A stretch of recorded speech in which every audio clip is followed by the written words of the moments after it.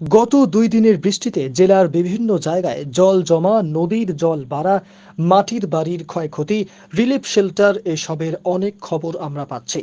কিন্তু এই বৃষ্টিতে একটি সম্প্রদায় খুবই অসহায় অবস্থার মধ্যে দিয়ে দিন কাটাচ্ছেন। তাদের খবর সংস্থানটুকুও নেই।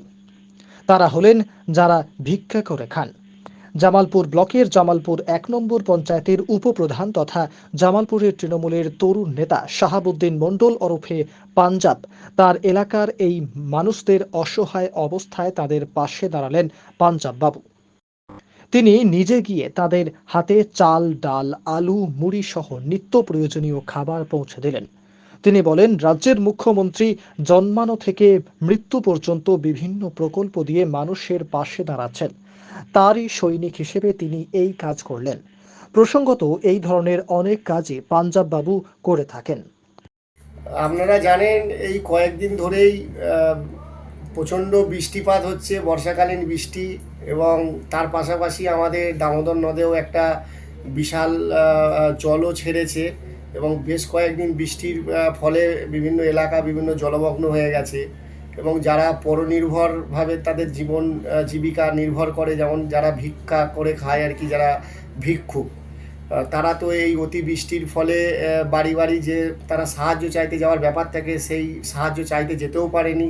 এবং বিভিন্ন এলাকা যেভাবে জলমগ্ন হয়ে গেছে, সেই সমস্ত এলাকায় গিয়েও তাদের কারোর বাড়ি থেকে ভিক্ষা চাওয়ার মতো সেই পরিবেশ আজকের দিনে এই মুহূর্তে নেই।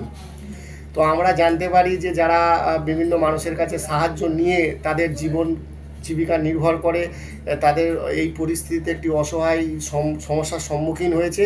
এবং জানতে পেরে আমরা আমাদের এলাকার যে সমস্ত ভিক্ষুকরা আছেন, যারা ভিক্ষা করে তাদের দিন যাপন করেন, তাদের সকলকে আমরা আজকে একটা জায়গায় একত্রিত করি এবং একত্রিত করে তাদেরকে আমরা বিভিন্ন খাদ্য সামগ্রী তুলে দিই, যাতে তাদের কোনো রকম কোনো সমস্যা না হয়।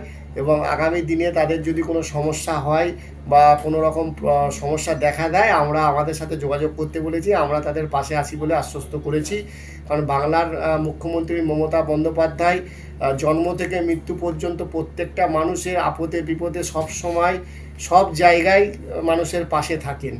তো ওনারই দেখানো পথে আমরা হাঁটছি এবং ওনারই আমরা সৈনিক। তো উনি যেভাবে মানুষের পাশে থাকেন, আমরাও সেইভাবে মানুষের পাশে থেকে ওনার দেখানো পথকে অবলম্বন করে চলার চেষ্টা করছি।